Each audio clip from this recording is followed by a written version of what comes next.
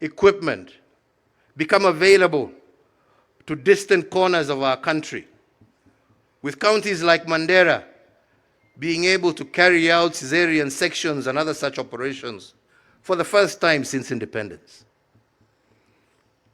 In education, we restored the sanctity of our exams. We maintained the free primary education that we inherited from President Kibaki.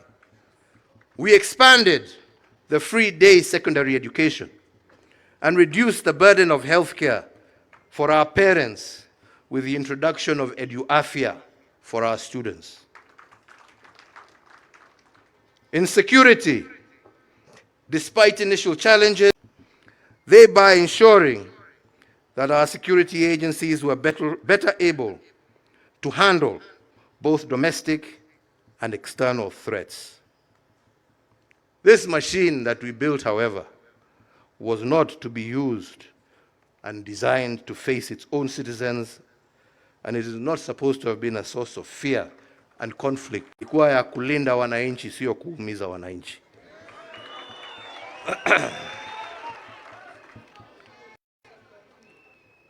We worked as a party to bring greater cohesion in our social construct, to reduce ethnic tensions and address both social and regional equalities.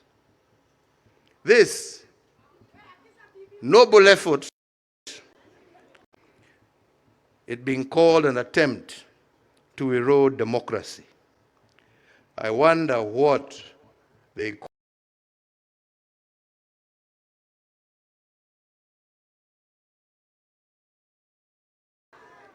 But that is for another time.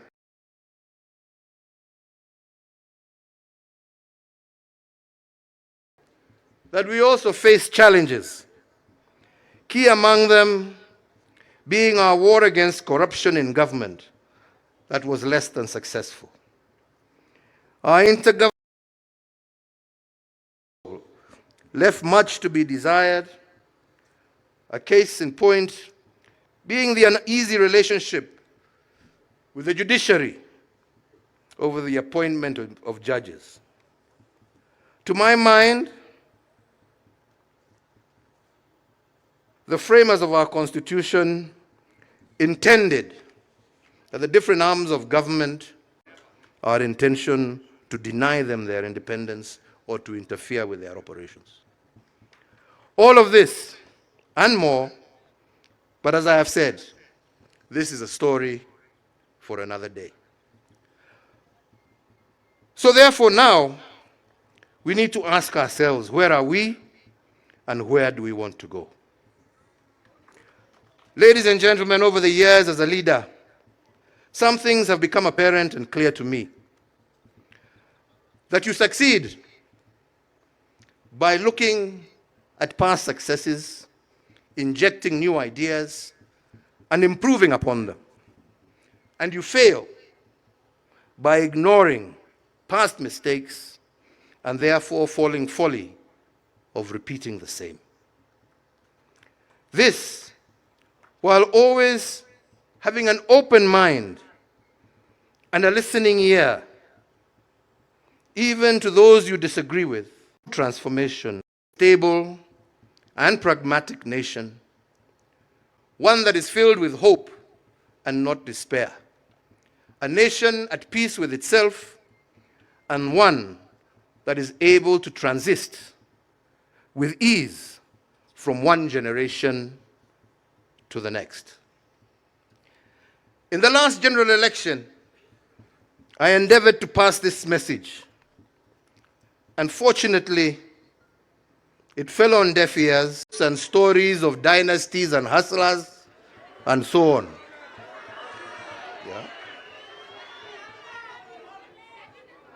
Today, many of the gains we had in the past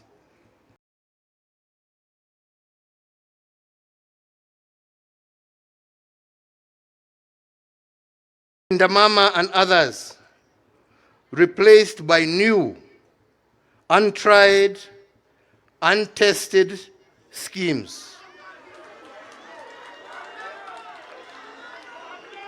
And while we wait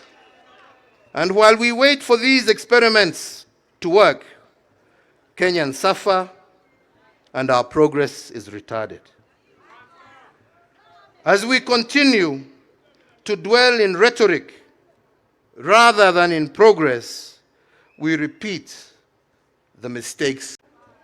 But the present can shape the future. So the first thing, as our Secretary General has told us, our first mission today was to pass amendments to our party's constitution. Amendments to ensure that the machinations of the past shall never be used again to hold back our progress. To put in place measures to rejuvenate our party and set in motion a process of injecting new blood into our party structures and hierarchy.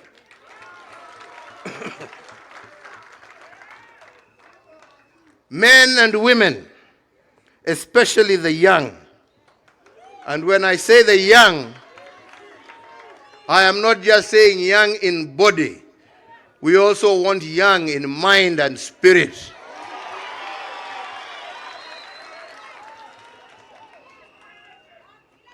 Men and women of integrity who can be trusted with our future.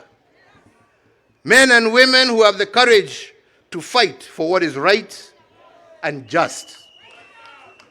Men and women with the patience to listen to those whom they wish to lead. Men and women with compassion for their fellow citizens. Men and women of wisdom, not pride. Men and women who know as human beings they can make mistakes, but stand ready to correct them. I have watched quietly the ongoings of the recent past and greatly admired the tribeless, steadfast courage of today's generations. A generation that knows what it wants and is determined to achieve it, whatever the cost. It is my hope today that as some of us give way, that those same young ones, with the same energy, conviction, and patriotism that we saw in the streets, you will be able to use them to transform the structures of our party. And ultimately, you yourselves enter the corridors of power and high office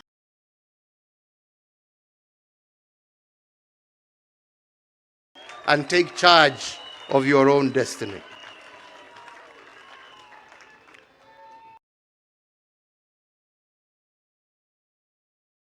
I tell you, you know what you want. You have the energy.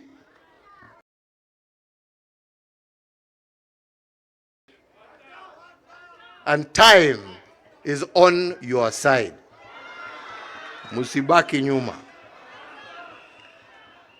In the next few weeks, we shall be rolling out our recruitment strategy across the country.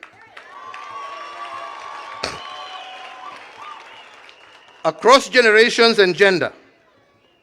This in conjunction with other activities aimed at rejuvenating and reinvigorating our party at grassroots level.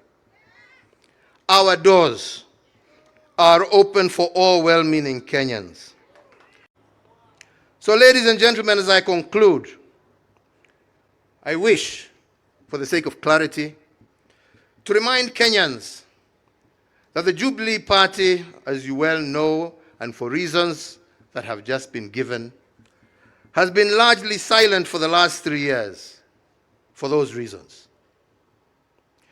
When we last convened a national delegates conference, become a member of the Azimio la Umoja coalition, because I, as party leader then and now, was convinced that the coalition and its members shared a common vision for our country. In the years since then, however, the Azimio coalition membership has undergone changes. I don't need to elaborate, nyinyi nyote mnaelewa. However, notwithstanding these changes, and as we speak today, the party, as per the decision of our organs, remains a member of what is left of this coalition, and any decision on whether to reinvest in it or leave it will be a decision for the party's new leadership to take when the time comes. Lakini sasa tuko pahali tulikuwa. Mimi sio mtu wa kupiga reverse na kona kila siku. But make no mistake when I say that. Like any other political party, we shall be preparing for the next general election, and doing so in earnest. And it remains our firm intention to field the best possible candidates for all elective positions. We shall either do this on our own, or we shall do this in concert with like-minded political movements. It is therefore my hope that a newly energized Jubilee Party will achieve two immediate outcomes. Firstly, to provide a suitable platform for visionary aspiring leaders to offer themselves up in the service of their nation. And secondly, for the citizens of Kenya to be present with a vibrant set of options from which to elect leaders of their choice in accordance with the democratic ideals of our constitutional order and what our national constitution.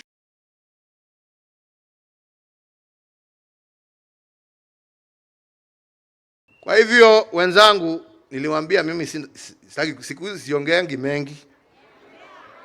Najaribu saa kukaa on point, sio hapana. Unajua sasa wataenda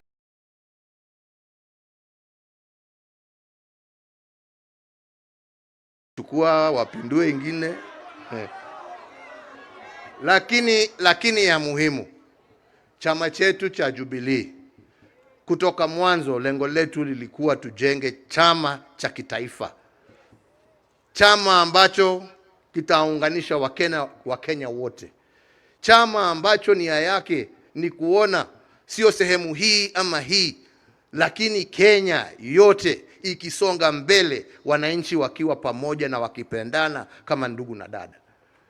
Na nyinyi mnajua hata kazi ambazo tulikuwa tukifanya wakati tulikuwa na nafasi ya uongozi wa taifa hili, hakuna pahali ambapo watoto walikuwa wanasemekana wamekosa kuenda shule kwa sababu hawana karo. Watoto wetu wote primary na secondary walikuwa wanasoma kila pahali Kenya hii yetu. Na hiyo ndio njia ya kuinua hali ya maisha na tuweze kusongesha taifa letu mbele. Mambo hii ya kusema ati chama hii ni ya upande hii, chama ni ya upande hii, chama ni ya upande hii, la, wacha tuwe na national parties ambazo zinaunganishwa kwa sababu ya sera, lakini sio kwa sababu ya pahali ambapo zimetoka. Hakuna sababu ya nyinyi kama wanajubilee kuchagua mtu kutoka kila kona yeyote ya Kenya. Haja ni nyinyi mjue ya kwamba huyo mmechagua ni mtu ambaye atajitolea kutendea Wakenya wote pahali popote walipo kwa haki, bila kupora na bila kutenga mtu yeyote. That is the only thing that is important. Sio mtu ametoka wapi ama umezaliwa wapi.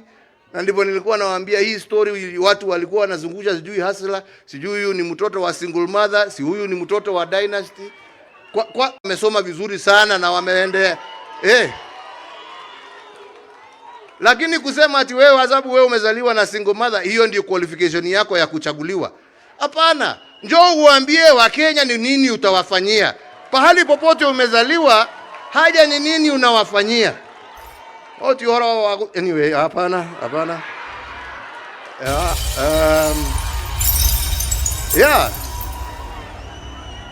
Kila mtoto, uwe umezaliwa kwa nyumba ya matope, uwe umezaliwa kwa nyumba ya dhahabu, kila mtu ako na nafasi ya kuongoza taifa hili letu la Kenya. Haja ni apatiwe nafasi, na tunataka sisi iwe chama chetu cha ndicho chitatia Wakenya bila kubagua nafasi ya uongozi katika taifa letu la Kenya. Na hiyo ndiyo lengo letu, na hiyo ndiyo nimesema, na nitahakikisha mimi nimesimamia hiyo process mpaka mwisho. Na ndio zile shida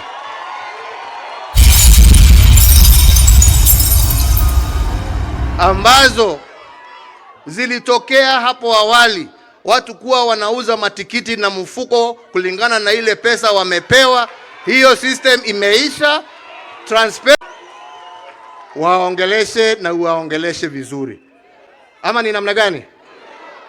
Tumekubaliana wenzangu? Na mimi nitajitolea sasa, kwa sababu tumesema tunataka kuanzisha recruitment drive, kuanza kuzunguka mashinani kila area, tupatane na nyinyi, tuongee pamoja na nyinyi.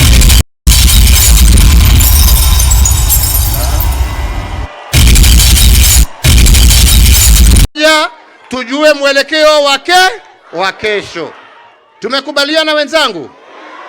Sisi tuwe watu wa amani. Sisi tusiwe watu wa kuchafua na maneno ambaye hayastahili. Sisi tusiwe watu sisi tuwe watu wa upendo, amani na maendeleo katika taifa letu la Kenya. Na najua hiyo tukiungana, Mungu ndio anajua barabara ambayo ametupangia tukielekea huko mbele. Kwa hayo machache na mengi, mimi nasema Mungu awabariki. Mungu